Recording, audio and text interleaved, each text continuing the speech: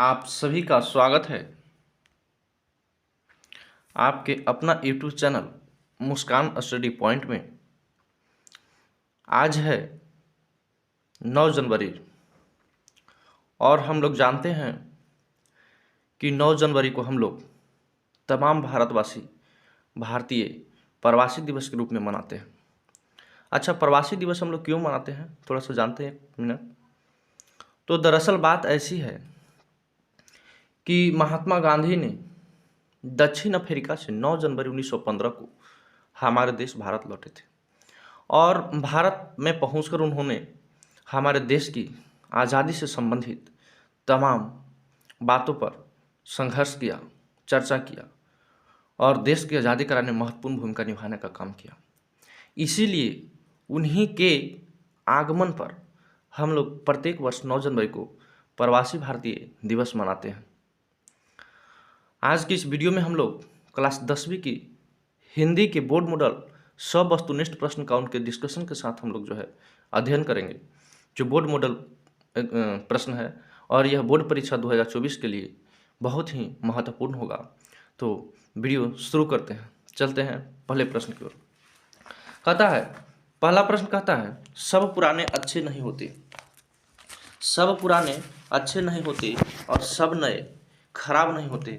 यह उक्ति है, यह उक्ति जो है कालिदास की है। यह उक्ति किसका है? कालिदास की है। विकल्प डी होगा। अगला प्रश्न कहता है, लक्ष्मी कहानी की केंद्रीय पात्र कौन है? तो लक्ष्मी कहानी का केंद्रीय पात्र ढहते विश्वास है और ढहते विश्वास में लक्ष्मी जो है इसका मुख्य पात्र है। इसके पति का नाम लक्ष्मण था, जो कलकत्ता में प्राइवेट नौकरी करने का काम करता था और इसका बड़े बेटा का नाम, 3 बेटा था, जिसके बड़े बेटा का नाम अच्युत था, जो अपने ही गांव के गुणनिधि नामक व्यक्ति, जो विदेश से पढ़ करके आया था, सुसज्जित था, पढ़े लिखे इंसान था और उन्होंने जो है अपने गांव में कट्टक नदी पर, इसका चूँकि गांव ऐसा एरिया में था जहां प्रत्येक वर्ष जो है बाढ़ की समस्या रहती थी, उन्होंने जो है नदी के बांध पर रिपेयर मरम्मत करने का काम के लिए उन्होंने जो है लक्ष्मी अपने बेटे को गुण निधि के साथ भेज दिया था। बात ऐसी है कि पानी की अधिकता होने के कारण बांध टूट जाता है और गांव के सभी व्यक्ति जो है अफरा तफरी हो जाते हैं। कुछ व्यक्ति टीले पर चले जाते हैं जहां वह बस जाते हैं, लेकिन लक्ष्मी जो है अपने छोटे बच्चे के साथ एक बरगाछ में लिपट जाती है और लक्ष्मी का जो छोटा बच्चा है 1 साल का, उसका देहांत हो जाता है।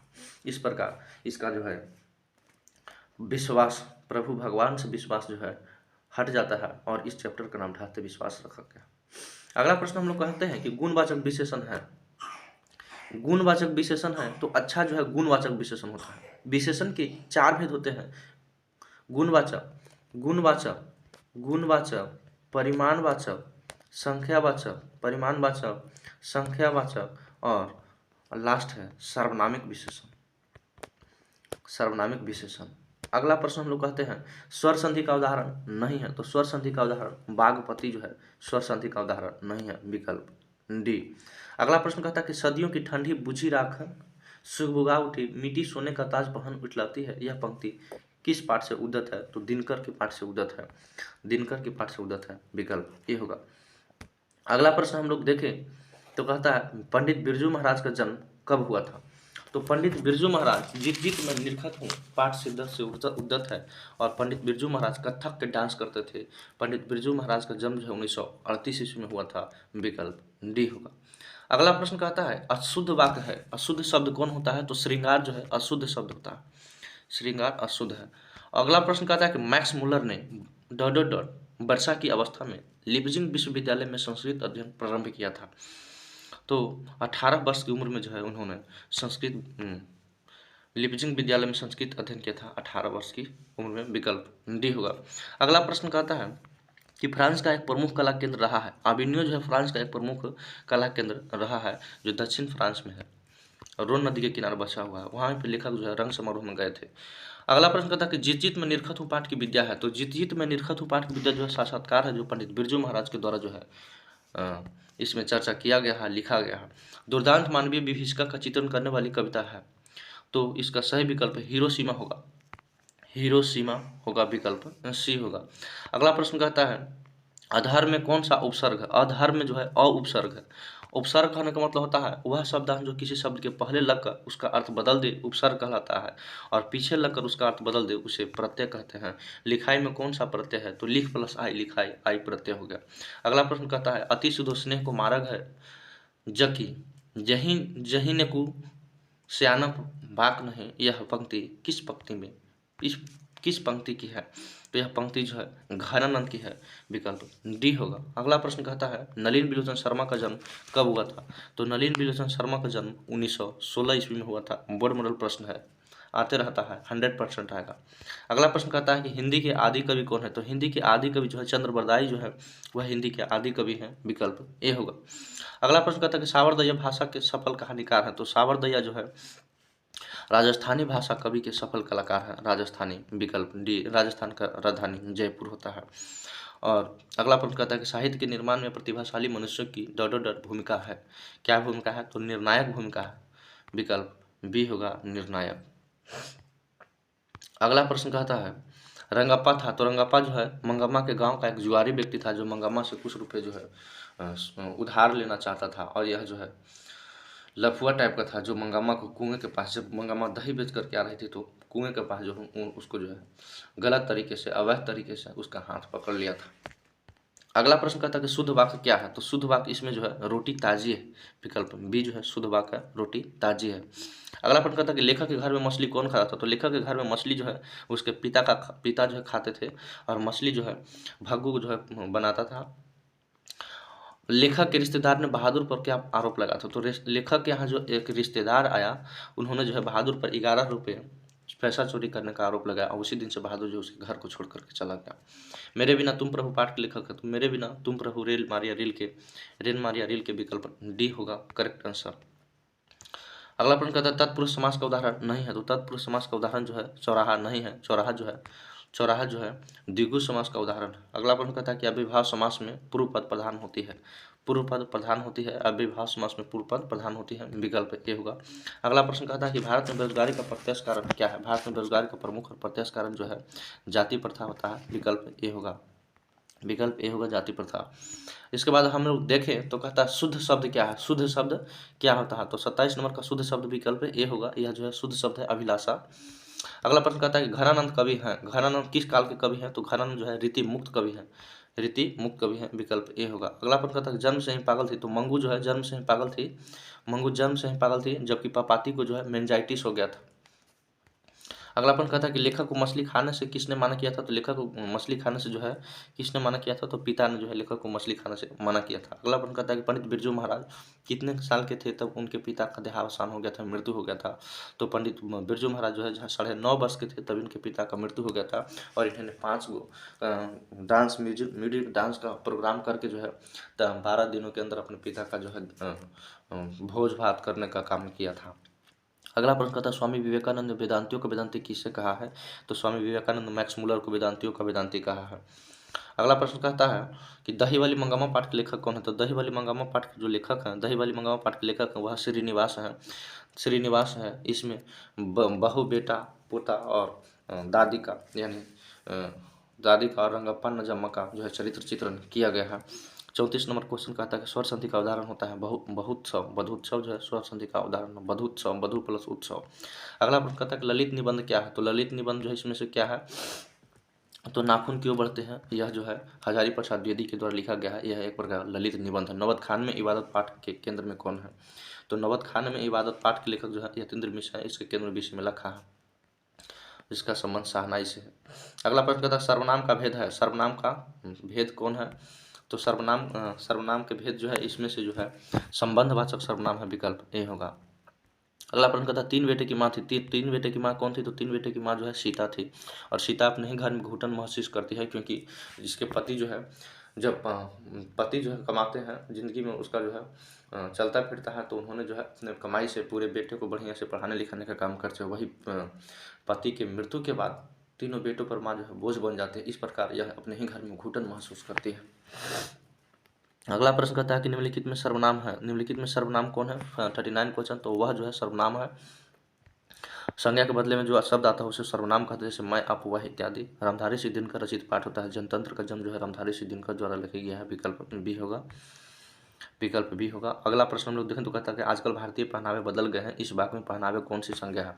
तो पहनावे जो है जातिवाचक संज्ञा होता है। जातिवाचक संज्ञा कहने का मतलब होता है एक जाति का नाम लेने से पूरी जाति और समूह का बोध हो जाता है, एक जाति जातिवाचक संज्ञा कहलाता है, इसको कॉमन ऑन इंग्लिश कहते हैं। मैं आप चला जाऊंगा, इस वाक्य में आप कौन सा सर्वनाम होता है? तो इस वाक्य में जो है वह जो है निजवाचक सर्वनाम होता है। आप जो है निजवाचक सर्वनाम होता है। निजवाचक सर्वनाम विकल्प बी होगा, निजवाचक सर्वनाम, निजवाचक सर्वनाम विकल्प बी होगा। अगला प्रश्न कहता है कि प्रविशेषण शब्द किसकी विशेषता बताता है? तो प्रविशेषण जो है विशेषण की विशेषता बताता है, विशेषण की विशेषता बताता है, विकल्प सी होगा। अगला प्रश्न कहता है कि मीरा को जिंदगी में बहुत घृणा है, इन वाक्य में किस कारक की विभक्ति है? तो इस कारक में जो है करण की विभक्ति है। कलम से लिखते हैं तो इसमें भी करण होता है, लेकिन पेड़ से फल गिरते हैं तो यह आपादान कारक होता है। अगला प्रश्न कहता है कि भूतकाल कितने प्रकार के होते हैं? तो भूतकाल जो है 3 प्रकार के होते हैं, विकल्प सी होगा। व्यायाम, अगला प्रश्न कहता है कि व्यायाम का संधि विच्छेद क्या होगा? व्यायाम का संधि विच्छेद बी प्लस आयाम होगा, विकल्प बी होगा। अगला प्रश्न हम लोग देखें तो कहता है नीरव का संधि विच्छेद क्या है? तो नीरव का संधि विच्छेद निह प्लस रब होता है, विकल्प बी होगा, विकल्प इसमें बी होगा, निह प्लस रब। अगला प्रश्न कहता है कि आजन्म में कौन सा समास होता है? आजन्म में कौन सा समास होता है? तो आजन्म में जो है अव्ययीभाव समास होता है, अव्ययीभाव समास, विकल्प ए होगा। जन्म मरण में कौन सा समास होता है? जन्म मरण दोनों जो है सेम है, तो इसमें जो है द्वंद्व समास होगा, विकल्प ए होगा, 49 का ए।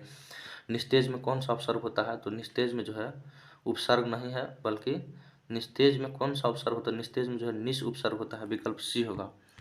निस्तेज में क्या होगा? निस उपसर्ग होगा, विकल्प सी होगा। अगला प्रश्न हम लोग देखें तो कहता है कि बुढ़ापा में कौन सा उपसर्ग है? गलत, बुढ़ापा में उपसर्ग नहीं, बल्कि क्या होना चाहिए? प्रत्यय होना चाहिए। यहाँ पे जो है प्रत्यय होना चाहिए, उपसर्ग की जगह पर है प्रत्यय होना चाहिए।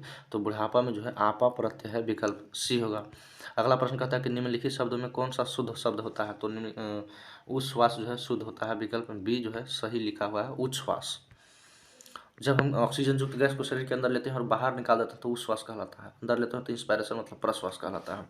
53 नंबर क्वेश्चन कहता है निम्नलिखित शब्दों में कौन सा शब्द शुद्ध होता है? तो चरमोत्कर्ष जो है शुद्ध होता है, विकल्प ए।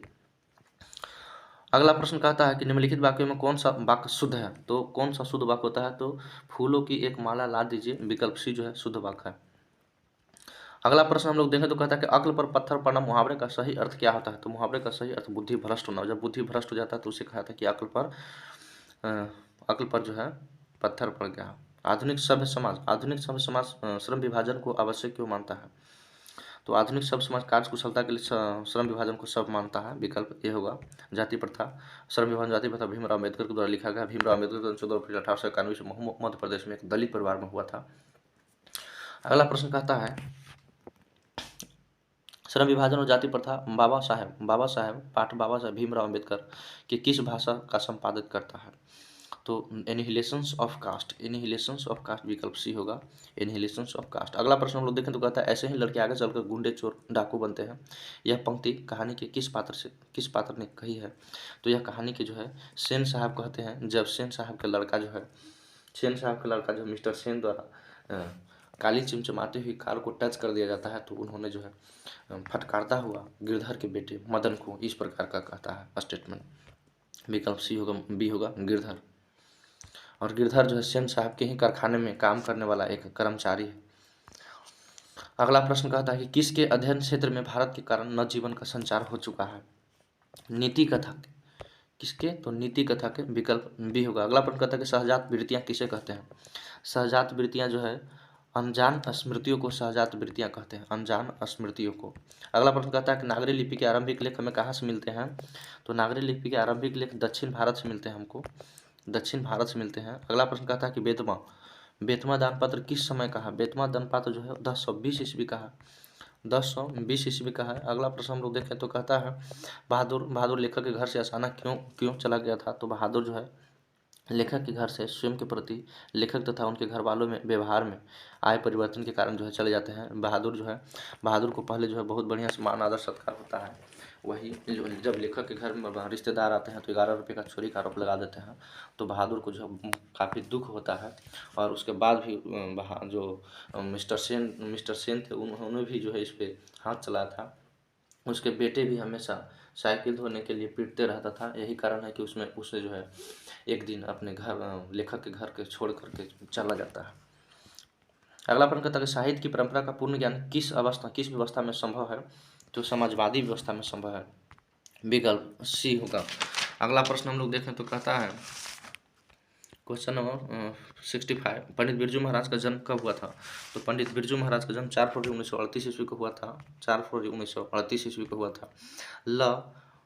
ल मादा मोजेल द एवेन्यू किसकी कृति है? यह किसकी कृति है? तो यह पिकासो का कृति है, पिकासो, विकल्प बी होगा। अगला प्रश्न कहता है कि ला शतरूंज का धार्मिक उपयोग कब से कब तक होता है? ला शतरूंज का धार्मिक उपयोग जो है 14वीं सदी से फ्रेंच तक होता है, 14वीं सदी से फ्रेंच तक होता है, विकल्प डी होगा। मछली कहानी में किस वर्ग का चित्रण किया गया है? तो मछली कहानी में निम्न मध्यम वर्गीय परिवार का चित्रण किया गया है। मछली विनोद कुमार शुक्ल द्वारा लिखा गया है। बिस्मिल्लाह खां के साथ किस मुस्लिम पर्व का नाम जुड़ा है? तो बिस्मिल्लाह खां के साथ मुहर्रम पर्व का नाम जुड़ा। महात्मा गांधी के अनुसार उदात्त व बढ़िया शिक्षा क्या होता है? तो अहिंसक प्रतिरोध जो है बढ़िया होता है, विकल्प सी होगा। अहिंसक प्रतिरोध मतलब हिंसा नहीं करने की उन्होंने बात कहता है। वाणी कब विष के समान हो जाता है? तो जिस मनुष्य के हृदय में राम नाम नहीं है, राम के बिना जो है वाणी विष के समान हो जाता है। अगला प्रश्न कहता है कि रसखान के रचना काल के समय किसका राज्यकाल था?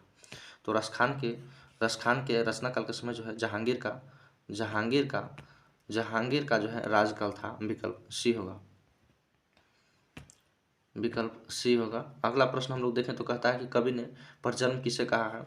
तो कवि जो है बादल को परजन्म कहा है, बादल को जो है परजन्म कहा है। अगला प्रश्न कहता है कि प्रेमघन अपना आदर्श किसे मानते हैं? तो प्रेमघन जो है अपना आदर्श भारतेंदु हरिश्चंद्र को मानते हैं, भारतेंदु हरिश्चंद्र को मानते हैं। अगला प्रश्न कहता है कि भारत माँ के श्रेष्ठ मुख की तुलना कवि ने किसे से की है? किससे की है? कवि ने किससे की है? तो छायायुक्त चंद्र को जो है, छायायुक्त चंद्र को। अगला प्रश्न कहता है कि मिट्टी की अबोध मूर्ति कौन है? तो मिट्टी की अबोध मूर्ति जो है वह जनता है। मिट्टी की अबोध मूर्ति क्या है? तो जनता है। भारत की आत्मा जो है गाँव में बसती है, ऐसा महात्मा गांधी के द्वारा कहा गया। हिरोशिमा कविता किसका चित्रण करती है? तो आधुनिक सभ्यता की दुर्दांत मानवीय विभीषिका को, विकल्प डी होगा, विकल्प डी होगा।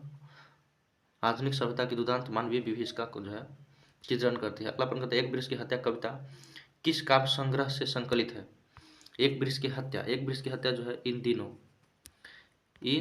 विकल्प सी होगा, इन दिनों। अगला प्रश्न कहता है कि गरीब बस्तियों में क्या हुआ था? तो गरीब बस्तियों में जो है कवि ने देखा कि धमाके से देवी जागरण हो रहा है। सृष्टि की विकास कथा का परमाक्षर क्या है? सृष्टि की विकास, विफलता पर छल के आंसू, विकल्प सी होगा। अगला प्रश्न हम लोग देखें तो कहता है लौटकर आऊंगा फिर कविता किस कवि द्वारा भावांतरित की गई है?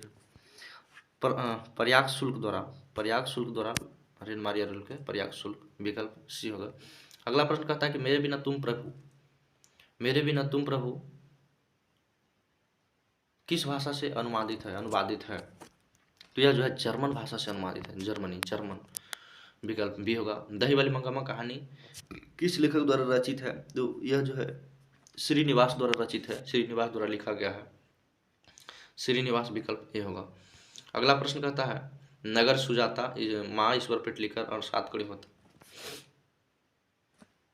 अगला प्रश्न कहता है कि मंगम्मा की बहू का नाम क्या था? तो मंगम्मा जो है दही बेचती थी और उसका बहू का नाम जो है नजम्मा था, विकल्प ए होगा। रंगामा जो है उसके गांव का आवारा किस्म का व्यक्ति था।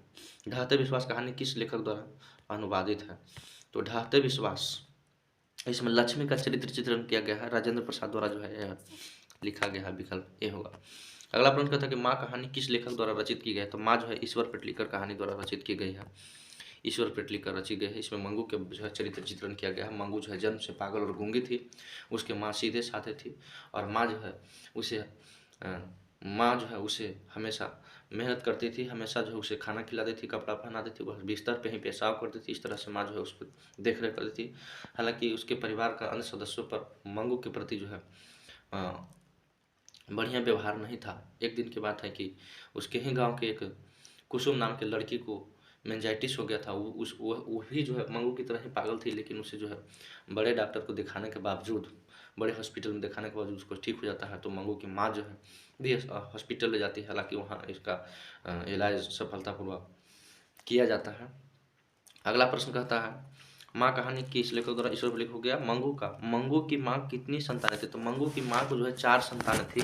मंगू की माँ के 4 संतानें थी। मंगू की माँ को कितने संतानें थी? 4, और मंगू के छोड़ करके 3। अगला प्रश्न कहता है कि नगर कहानी किस भाषा से अनुवादित है, अनुदित है?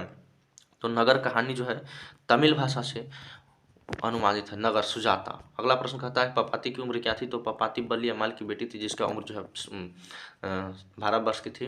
हालांकि मंगू के भी उम्र 12 वर्ष की थी, और पपाती जो है जिसको मेनिंजाइटिस हो गया था, और बड़े डॉक्टर जो है देखते हैं कि इसे जो है मेनिंजाइटिस हो गया है, तो इन्होंने तुरंत एडमिट करने का सलाह देता है, ऑर्डर देता है। लेकिन छोटे डॉक्टर जो है बेड खाली न रहने की बहाना बनाकर उसे कल 7:30 बजे आने को कहा जाता है, और कल 7:30 बजे आने पर जो है 48 नंबर कमरा बताता है। हालांकि जो पपाती की माँ थी बल्ली अम्मा, उसे जो है अनपढ़ होने के कारण पता नहीं चलता है, और इस तरह से जो है नर्वस होकर के हॉस्पिटल से लौट आता है और उसका इलाज सही तरह से नहीं किया जाता है। अगला प्रश्न कहता है धरती कब तक घूमेगी कहानी किस लेखक द्वारा अनुवादित है? तो धरती जो है कब तक घूमेगी, यह साबर दैया द्वारा जो है अनुवादित है। विकल्प बी होगा।